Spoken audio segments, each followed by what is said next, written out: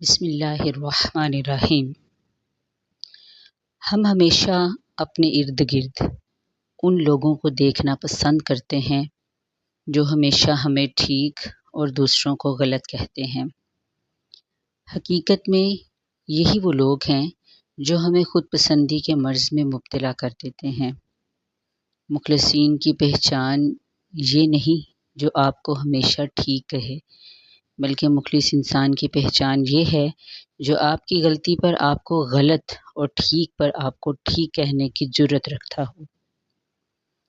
کسی کے اخلاق کا اندازہ لگانا ہو تو یہ مت دیکھو کہ اس کے ساتھ چلنے والوں کی تعداد کتنی ہے، بلکہ یہ دیکھو کہ اس کے ساتھ چلنے والوں کا انداز کیسا ہے۔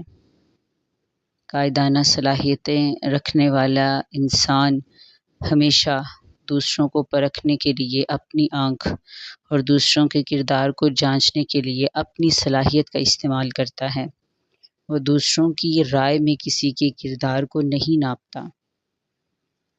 ہم کبھی کبھی ان چیزوں کا انتخاب کر لیتے ہیں جو وقتی طور پر ہمیں بہت اچھی لگتی ہیں، لیکن ہمیشہ ان چیزوں کا انتخاب کریں جو اکثر ہمارے لیے اچھی ثابت ہوئی ہوں۔ بر وقت کا ایک جملہ بے وقت کی ہزاروں دلیلوں پر حاوی ہے، اور بر وقت کسی کے کام آنا بے وقت کے ہزاروں بار کام آنے سے بہتر ہے۔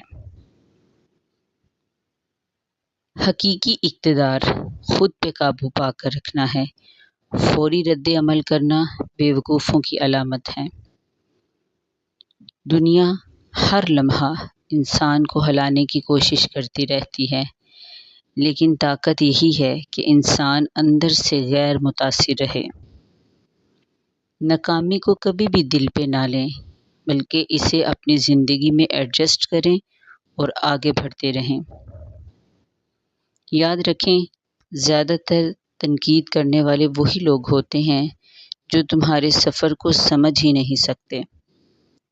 سیدھی راہ پر چلتے رہو، اپنی تمام تر خامیوں اور اپنی تمام تر خوبیوں سمیت۔